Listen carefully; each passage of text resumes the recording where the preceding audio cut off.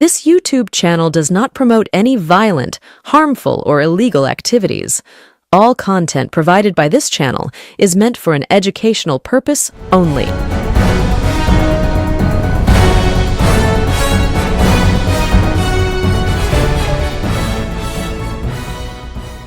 নমস্কার, আমি প্রতিবেদক সায়ন্তন চক্রবর্তী। আপনারা দেখছেন বঙ্গচক্র ইউটিউব চ্যানেল। আজ ব্যারাকপুর শিল্পাঞ্চল, ব্যারাকপুর লোকসভা কেন্দ্র, অর্জুন সিং এর গড়। যে অর্জুন সিং নিজের রাজনৈতিক জীবনের ৮০% কাটিয়েছেন তৃণমূল কংগ্রেসে, সেই অর্জুন সিং এর গড় ব্যারাকপুর। যেই ব্যারাকপুর থেকে অর্জুন সিং ২০০৪ সালে তৃণমূল কংগ্রেসের প্রতীকে প্রথমবারের জন্য লোকসভা ভোটে প্রতিদ্বন্দ্বিতা করতে অবতীর্ণ হয়ে সিপিএম এর তড়িৎবরণ তোপদারের কাছে পরাজিত হন। কিন্তু তার আগে থেকেই ২০০১ থেকে তৃণমূল কংগ্রেসের প্রতীকে ভাটপাড়া বিধানসভা থেকে বিধায়ক হন। ২০০১, ২০০৬, ২০১১, ২০১৬ পরপর ৪ বার তিনি বিধায়ক নির্বাচিত হন তৃণমূল কংগ্রেসের প্রতীকে ভাটপাড়া বিধানসভা থেকে। যে ভাটপাড়া বিধানসভা ব্যারাকপুর লোকসভা কেন্দ্রের অন্তর্গত। সেই একই বিধানসভা কেন্দ্র থেকে ২০১৯ সালে উপনির্বাচনে অর্জুন পুত্র পবন সিং বিজেপির প্রতীকে বিধায়ক নির্বাচিত হন। ২০২১ সালে ওই ভাটপাড়া কেন্দ্র থেকে দ্বিতীয়বারের জন্য পবন সিং বিজেপির প্রতীকে বিধায়ক নির্বাচিত হন। এই ব্যারাকপুর লোকসভা কেন্দ্রে তৃণমূল কংগ্রেস থেকে বিজেপিতে গিয়ে ২০১৯ সালের লোকসভা নির্বাচনে অর্জুন সিং বিজেপির প্রতীকে প্রথমবারের জন্য সাংসদ নির্বাচিত হন। তিনি পরে তৃণমূলে ফেরত আসেন, আবার বিজেপিতে যান। এবার ২০২৬ বিধানসভা নির্বাচন। ২০২৬ বিধানসভা নির্বাচনে ব্যারাকপুর লোকসভার অন্তর্গত ৭টি বিধানসভা আসনে কি হতে চলেছে, কোথায় দাঁড়িয়ে আছে তৃণমূল কংগ্রেস, কোথায় দাঁড়িয়ে আছে বিজেপি, তুল্যমূল্য লড়াই নাকি এক পেশে লড়াই, কোন কোন সিটে টাফ ফাইট, কোন কোন সিটে ক্লিন সুইপ, সমস্ত কিছু আজকে আমাদের পড়ে। ইতিমধ্যেই ২০২১ সালের বিধানসভা নির্বাচনের ফলাফল আপনারা যদি দেখেন তাহলে আপনারা দেখতে পারবেন যে এই ব্যারাকপুর লোকসভার অন্তর্গত ৭টি বিধানসভা অর্থাৎ আমডাঙ্গা, বীজপুর, নৈহাটি, ভাটপাড়া, জগদ্দল, নোয়াপাড়া, ব্যারাকপুর, এই ৭টি বিধানসভা এলাকার মধ্যে ২০২১ সালে ৬টিতে তৃণমূল কংগ্রেস জয়লাভ করেছিল। একটি মাত্র আসনে বিজেপি জয়লাভ করেছিল এবং অবশ্যই সেটা অর্জুন সিং এর নিজের এলাকা ভাটপাড়া। সেই ভাটপাড়া থেকে অর্জুন পুত্র পবন সিং জয়লাভ করেছিল। এবার চট করে একবার সেই ফলাফলের দিকে তাকানো যাক। দেখি ২০২১-এর ফলাফলটা একবার রিমাইন্ড করে নিই। ২০২১-এ আমডাঙ্গা বিধানসভায় তৃণমূল কংগ্রেসের প্রার্থী ছিলেন রফিকুর রহমান। তিনি তার নিকটবর্তী প্রার্থী জয়দেব বান্না, বিজেপির জয়দেব বান্নাকে হারিয়েছিলেন ২৫,৪৮০ ভোটে। বীজপুর বিধানসভায় সুবোধ অধিকারী তৃণমূল কংগ্রেসের প্রার্থী, তৎকালীন বিজেপির প্রার্থী, বর্তমানে যিনি তৃণমূলে চলে এসছেন, মুকুল রায়ের পুত্র শুভ্রাংশু রায়, সেই শুভ্রাংশু রায়কে তৃণমূল কংগ্রেসের সুবোধ অধিকারী হারিয়েছিলেন ১৩,৩৪৭ ভোটে। নৈহাটিতে পার্থভৌমিক দাঁড়িয়েছিলেন, বর্তমানে সাংসদ পার্থভৌমিক বিজেপির প্রার্থী ফাল্গুনী পাত্রকে ১৮,৮৫৫ ভোটে হারিয়েছিলেন। ভাটপাড়ায় পবন কুমার সিং অর্জুন পুত্র দাঁড়িয়েছিলেন এবং জিতু সাউ, জিতেন্দ্র সাউ বর্তমানে প্রয়াত হয়েছেন, জিতু সাউকে অর্জুন পুত্র পবন ১৩,৬৮৭ ভোটে হারিয়েছিলেন। জগদ্দলে তৃণমূল কংগ্রেসের প্রার্থী ছিলেন সোমনাথ শ্যাম বিজেপির অরিন্দম ভট্টাচার্যকে ১৮,৩৬৪ ভোটে হারিয়েছিলেন। নোয়াপাড়ায় মঞ্জু বসু তৃণমূল কংগ্রেসের প্রার্থী ছিলেন, মঞ্জু বসু বিজেপির প্রার্থী সুনীল সিংকে ২৬,৭১০ ভোটে হারিয়েছিলেন। সুনীল সিং বর্তমানে তৃণমূলে চলে এসেছেন, যদিও এই মুহূর্তে তিনি নিষ্ক্রিয়। আর ব্যারাকপুরের রাজ চক্রবর্তী, চন্দ্রমণি শুক্লা বিজেপির প্রার্থীকে রাজ চক্রবর্তী হারিয়েছিলেন ৯,২২২ ভোটে। এটা ছিল ২০২১ বিধানসভা ভোটের ফলাফল। ২০২১ বিধানসভা ভোটের পরে আমরা জানি অর্জুন সিং তৃণমূল কংগ্রেসে ফেরত আসেন এবং অর্জুন সিং চেয়েছিলেন তার পুত্র পবন সিংকেও তৃণমূল কংগ্রেসে যোগদান করানোর জন্য। কিন্তু নিচু তলায় কর্মীদের ব্যাপকভাবে বিরোধিতার কারণে অর্জুন পুত্র পবন সিং তৃণমূল কংগ্রেসে যোগদান করতে পারে না, যদিও অর্জুন সিং এর পক্ষ থেকে প্রচন্ড পরিমাণে চেষ্টা করা হয়েছিল পবন সিংকে যোগদান করানো। যাই হোক, অর্জুন সিং তৃণমূল কংগ্রেসে আসার পরে অর্জুন সিংকে প্রায় কোণঠাসা করে ফেলে এই ব্যারাকপুর লোকসভার অন্তর্গত ৩ জন বিধায়ক সুবোধ অধিকারী, সোমনাথ শ্যাম এবং রাজ চক্রবর্তী। এই ৩ বিধায়ক অর্জুন সিংকে প্রায় কোণঠাসা করে ফেলে এবং আপনারা সকলেই জানেন ২০১৯ পরবর্তী সময়ে সুবোধ অধিকারী বীজপুর বিধানসভার বিধায়ক, তিনি অর্জুন সিং এর মতো বাহুবলী নেতাকে প্রায় একা লড়াই দিয়ে ঘরে ঢুকিয়ে দিয়েছিলেন, ব্যারাকপুরকে পুনরুদ্ধার করেছিলেন। যেই ব্যক্তি যার কাঁধে ভর করে তৃণমূল কংগ্রেস নিজেদের সংগঠনকে ব্যারাকপুরে ২০১৯ পরবর্তী সময়ে দাঁড় করেছিল সেই সুবোধ অধিকারী বর্তমানে আরো একবার বীজপুর বিধানসভায় প্রার্থী হয়েছেন তৃণমূল কংগ্রেসের প্রতীকে। নৈহাটি বিধানসভায় পার্থভৌমিক সাংসদ হয়ে যাওয়ার পরে উপনির্বাচন হয়, সেখানে সনদ দে তৃণমূল কংগ্রেসের প্রতীকে বিধায়ক নির্বাচিত হন। বর্তমানে সনদ দে আরো একবার তৃণমূল কংগ্রেসের প্রতীকে 2026 বিধানসভায় নৈহাটি থেকে লড়তে চলেছেন। ভাটপাড়ায় তৃণমূল কংগ্রেসের প্রার্থী অমিত গুপ্তা, ভাটপাড়ার দীর্ঘদিনের এক শ্রমিক নেতা, অতীতে কংগ্রেস, পরবর্তীকালে তৃণমূল কংগ্রেস করেছিলেন। ধরমপাল গুপ্তার সুপুত্র অমিত গুপ্তা, বর্তমানে তিনি ভাটপাড়ার পৌরসভার কাউন্সিলর এবং সিআইসি মেম্বার। সেই অমিত গুপ্তা প্রার্থী হয়েছেন তৃণমূল কংগ্রেসের প্রতীকে। জগদ্দলে প্রার্থী হয়েছেন সোমনাথ শ্যাম, যিনি দমদম ব্যারাকপুর সাংগঠনিক জেলার তৃণমূল কংগ্রেসের আইএনটিটিউসির প্রেসিডেন্ট। সেই সোমনাথ শ্যাম প্রার্থী হয়েছেন। নোয়াপাড়ায় মঞ্জু বসুকে সরিয়ে তৃণমূল কংগ্রেস ছাত্র পরিষদের সভাপতি শ্রীরামপুর ভট্টাচার্যকে এই বছর টিকিট দিয়েছে। আর ব্যারাকপুরে আরো একবার রাজ চক্রবর্তী, আমডাঙ্গায় রফিকুর রহমানকে সরিয়ে কাসেম সিদ্দিকীকে তৃণমূল কংগ্রেস টিকিট দিয়েছে। এবার এই তৃণমূল কংগ্রেস যাদের যাদের টিকিট দিয়েছে, এর মধ্যে দুটি জায়গায় একটু বিতর্ক রয়েছে। এক, রফিকুর রহমানকে আমডাঙ্গা থেকে সরিয়ে সেখানে কাসেম সিদ্দিকীকে টিকিট দেওয়ায় সেই এলাকার তৃণমূল কংগ্রেস কর্মীদের মনের মধ্যে একটুখানি ক্ষোভ রয়েছে। এই রফিকুর রহমান দীর্ঘদিন ধরে আমডাঙ্গায় তৃণমূল কংগ্রেসের রাজনীতি করছেন, দীর্ঘদিন ধরে বিধায়ক। সেই এলাকায় কাসেম সিদ্দিকী টিকিট পাওয়ায় একটা বিরূপ মনোভাব বা একটা দুঃখ কাজ করছে তৃণমূল কংগ্রেস নেতা কর্মীদের মধ্যে। সেই বিষয়ে পরে আসছি। আর নোয়াপাড়ায় মঞ্জু বসু তৃণমূল কংগ্রেসের প্রতীকে গত বিধানসভায় লড়াই করেছিলেন, জয়ী হয়েছিলেন। সেই মঞ্জু বসুকে সরিয়ে এবার শ্রীরামপুর ভট্টাচার্যকে টিকিট দেওয়া হয়েছে। মঞ্জু বসু তৃণমূল কংগ্রেসের এই উত্তর 24 পরগনা জেলার প্রথম শহীদ বিকাশ বসুর স্ত্রী। বিকাশ বসুর কে হত্যার অভিযোগ যার বিরুদ্ধে রয়েছে, সেই অর্জুন সিং। এই মঞ্জু বসুরকে এই মুহূর্তে সরিয়ে, মঞ্জু বসুর যথেষ্ট বয়স হয়েছে, তাকে সরিয়ে এবার নতুন মুখ শ্রীরামপুর ভট্টাচার্যকে আনা হয়েছে। এই দুটো আসন ছাড়া সে অর্থে তৃণমূল কংগ্রেসের প্রার্থী নিয়ে কোনো রকম বিতর্ক কোনো জায়গায় নেই। আর বিজেপি কাদের কাদের ক্যান্ডিডেট করেছে? বিজেপি বীজপুর বিধানসভায় ক্যান্ডিডেট করেছে কাকে?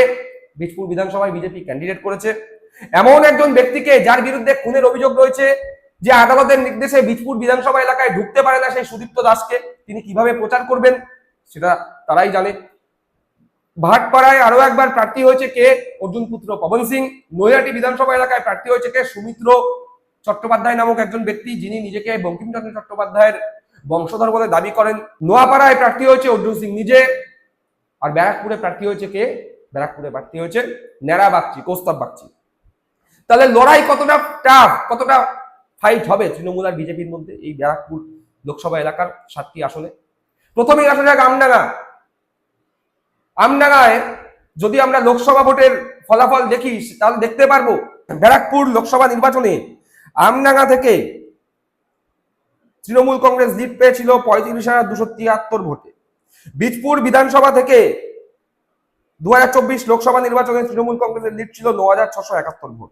নৈহাটি থেকে তৃণমূল কংগ্রেসের লিড ছিল 15,518 ভোট। ভাটপাড়া থেকে 2024 লোকসভা নির্বাচনে বিজেপির লিড ছিল 17,463 ভোট। জগদ্দল থেকে তৃণমূল কংগ্রেসের লিড ছিল 5,984 ভোট। নোয়াপাড়া থেকে তৃণমূল কংগ্রেসের লিড ছিল 11,859 ভোট। আর ব্যারাকপুর থেকে তৃণমূল কংগ্রেসের লিড ছিল 3,460 ভোট। অর্থাৎ মোটামুটি ভাবে 2021-এর বিধানসভা নির্বাচনে তৃণমূল কংগ্রেস যেখানে যেখানে জয়লাভ করেছিল সে সমস্ত জায়গায় তৃণমূল কংগ্রেস নিজেদের লিড ধরে রেখেছে। আর যেখানে তৃণমূল কংগ্রেস হেরে গেছিল অর্থাৎ ভাটপাড়া একটিমাত্র আসন, সেখানে তৃণমূল কংগ্রেস পরাজিত হয়েছে লোকসভা নির্বাচনের ফলাফল অনুযায়ী।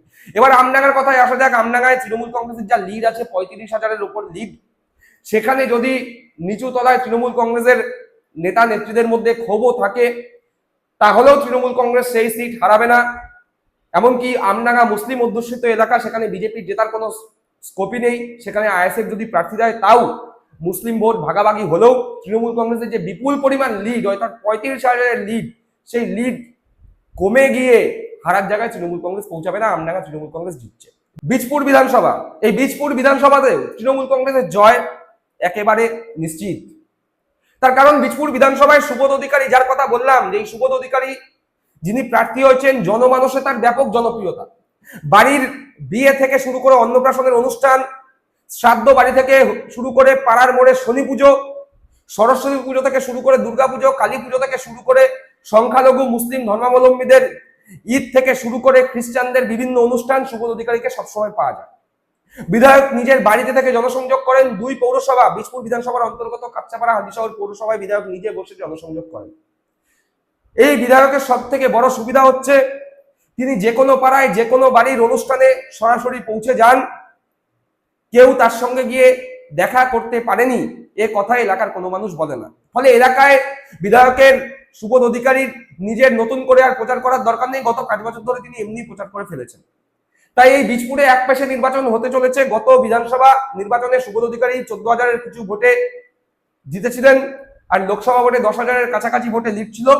মনে করা হচ্ছে বীজপুর বিধানসভায় তৃণমূল কংগ্রেস 20,000-এর কাছাকাছি ভোটে জিততে চলেছে। এবার নৈহাটিতে প্রায় বিজেপি ওয়াক ওভার দিয়ে দিয়েছে তৃণমূল কংগ্রেসকে। এমন একজনকে প্রার্থী করেছে যিনি নিজেকে বঙ্কিমচন্দ্র চট্টোপাধ্যায়ের বংশধর বলে দাবি করেন, কিন্তু জনমানসে তার না আছে কোনো পরিচিতি, তিনি থাকেন না নৈহাটিতে, বাইরের ক্যান্ডিডেট।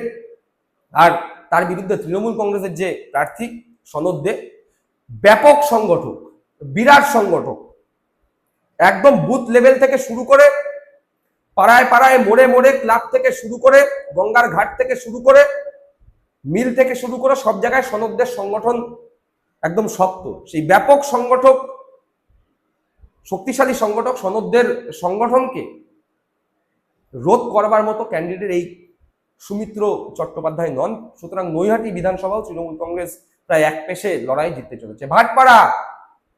ভাটপাড়ায় এবার বিজেপির সঙ্গে তৃণমূল কংগ্রেসের শক্ত লড়াই, টাফ ফাইট। পবন সিং, অর্জুন সিং এর পুত্র, এই ভাটপাড়া বিধানসভায় অর্জুন সিং এর পিতা 3 বার বিধায়ক, অর্জুন সিং 4 বার বিধায়ক আর পবন সিং 2 বার বিধায়ক। একই পরিবার থেকে 9 জন, একই পরিবার থেকে 3 জন ব্যক্তি 9 বার বিধায়ক হয়ে গেছে। ভাটপাড়ার মানুষজন প্রশ্ন তুলতে শুরু করে দিয়েছে, যেই দলই ক্ষমতায় আসুক না কেন এই পরিবার থেকেই কেন সবসময় বিধায়ক নির্বাচিত হবে। ফলে এই এলাকায় এবার টাফ ফাইট। মনে করা হচ্ছে যে ভাটপাড়া এলাকার বাঙালি ভোট সম্পূর্ণভাবে তৃণমূল কংগ্রেসের পক্ষে থাকবে, ভাটপাড়া এলাকার মুসলিম ভোট সম্পূর্ণভাবে তৃণমূল কংগ্রেসের পক্ষে থাকবে, এবং সব থেকে গুরুত্বপূর্ণভাবে তৃণমূল কংগ্রেস এমন একটি চাল দিয়েছে, ধরমপাল গুপ্তার ছেলে অমিত গুপ্তাকে প্রার্থী করে শ্রমিকদের মধ্যে এই অমিত গুপ্তার একটি জনপ্রিয়তা আছে। এই শ্রমিক, ভাটপাড়া মিল ওরিয়েন্টেড এলাকা, এই মিলের শ্রমিকদের ভোটের মোটামুটি ভাবে 30 থেকে 40% ভোট যদি তৃণমূল কংগ্রেস নিজেদের পক্ষে রাখতে পারে, তাহলে ভাটপাড়ায় কিন্তু তৃণমূল কংগ্রেস এবার কেল্লা ফতেহ করে দিতে পারে। কিন্তু মোটামুটি ভাবে এই মুহূর্তে যা খবর, ভাটপাড়ায় তীব্র লড়াই হলেও কোনোভাবে পবন সিং সিটটি বের করে নিতে পারে, তাও টাফ ফাইট।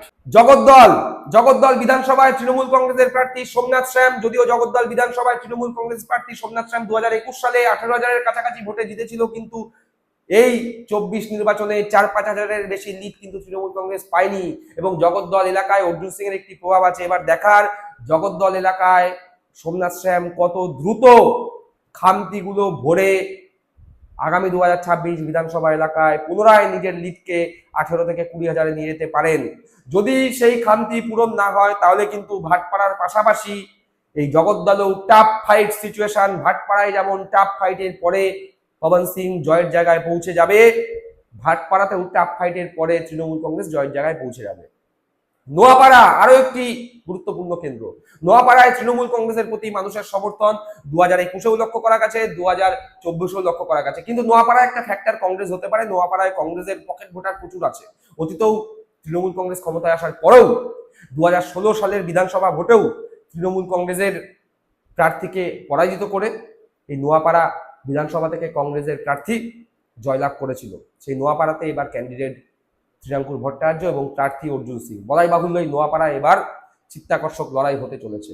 নোয়াপাড়ায় যদি নিচু তলার কোন রকম গন্ডগোল না হয়, নোয়াপাড়ায় যদি কোন রকম গোষ্ঠীদ্বন্দ্ব কাজ না করে, নোয়াপাড়ায় শ্রীরাঙ্কুর ভট্টাচার্যকে যদি সামনে রেখে তৃণমূল কংগ্রেসের সমস্ত স্তরের নেতা নেত্রীরা কাঁধে কাঁধ মিলিয়ে চলে, তাহলে নোয়াপাড়া থেকে অর্জুন সিং এর পরাজয় অন্ততপক্ষে 25,000 ভোটে হবে। আর যদি সমস্ত ধরনের গোষ্ঠীদ্বন্দ্ব বা খামতিগুলো ওভারকাম করা না যায়, তাহলে নোয়াপাড়াতেও কিন্তু টাফ ফাইট হতে চলেছে। তার কারণ শ্রীরামপুরের বিরুদ্ধে প্রার্থী কিন্তু অর্জুন সিং এর সাংগঠনিক ক্ষমতাকে খুব একটা তুচ্ছতাচ্ছিল্য ছিল করা যায় না। বাকি রইল ব্যারাকপুর নিঃসন্দেহে নির্দ্বিধায় বলে দেওয়া যায় রাজ চক্রবর্তী জয়লাভ করতে চলেছে। নিঃসন্দেহে নির্দ্বিধায় বলে দেওয়া যায় রাজ চক্রবর্তী জয়লাভ করতে চলেছে। তার কারণ ব্যারাকপুরে বিজেপি ফাইট দিতে পারত, কিন্তু রাজ চক্রবর্তীর বিরুদ্ধে এমন একজনকে প্রার্থী করেছে যাকে বিজেপির নেতা কর্মীরাই মেনে নিতে পারছেন না।